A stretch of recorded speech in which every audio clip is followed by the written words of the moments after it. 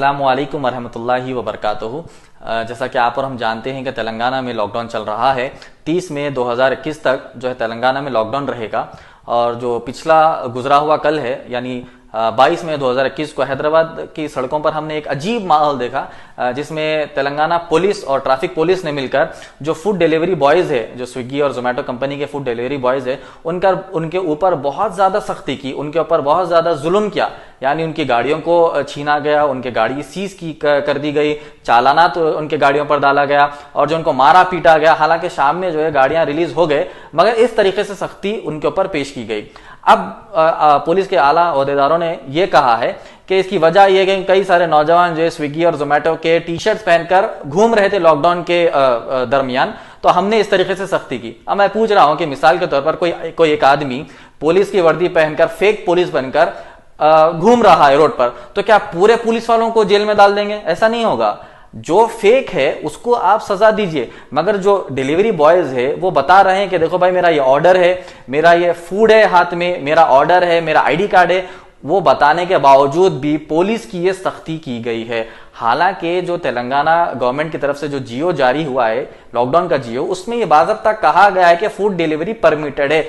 ये परमिशन देने के बावजूद भी तेलंगाना पुलिस ने क्यों इस तरीके से सख्ती पेश की है? इसके खिलाफ में, तेलंगाना पुलिस के खिलाफ में ये किया कि ह्यूमन राइट्स को हमने अप्रोच किया और जवाब मांगा तेलंगाना डीजीपी से और साइबराबाद कमिश्नर से, हैदराबाद कमिश्नर से और जय रचकोंडा कमिश्नर से कि भाई ये क्यों हुआ?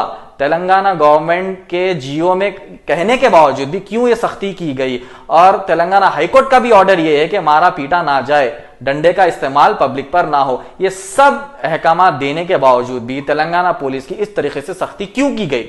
हालांकि गाड़ी रिलीज हो गई, शाम में डीजीपी साहब ने रिव्यू मीटिंग की, रिव्यू मीटिंग कर कहा कि हम कल से जो है आसानी कर देंगे, इजी कर देंगे। अरे रिव्यू मीटिंग की जरूरत ही क्या है? हालांकि आपके पास ऑलरेडी जियो है, रिव्यू मीटिंग की जरूरत ही नहीं है। इस तरीके से नहीं होना चाहिए। तेलंगाना पुलिस को भी समझना चाहिए, हुकूमत को भी समझना चाहिए। रिव्यू मीटिंग की जरूरत यहां पर थी नहीं। जैसा कि कहा कि टी शर्ट पहनकर घूम रहे हैं तो हम हर किसी को पकड़ कर डाल लेंगे। अगर कोई एक आदमी जो है पुलिस की टी शर्ट पहनकर घुमा या ड्रेस पहनकर घुमा, क्या पूरे पुलिस वालों का आप जेल में डाल देंगे? ऐसा नहीं होगा। यह बात हमको समझना चाहिए। शाम में गाड़ी रिलीज हो गई, बात ठीक है, आप परेशानी भी नहीं करेंगे, ये बात भी ठीक है। हमको अब ये समझना है कि जो है वो जो चालानात है, चालानात कौन से चालानात? जो पुलिस की तरफ से डाले गए चालानात है उसको भी वेव ऑफ किया जाए। उसके अलावा जो कंपनी की तरफ से जो वो उन मासूम बच्चों के अकाउंट्स पे जो चालानात पड़े, तकरीबन 1500 का चालान पड़ा है क्योंकि ऑर्डर कैंसिल हो गया, वो जो चालान पड़ा है वो चालान भी कैंसिल होना चाहिए। ये हमारी गुजारिश है। और हम वकला ने मिलकर,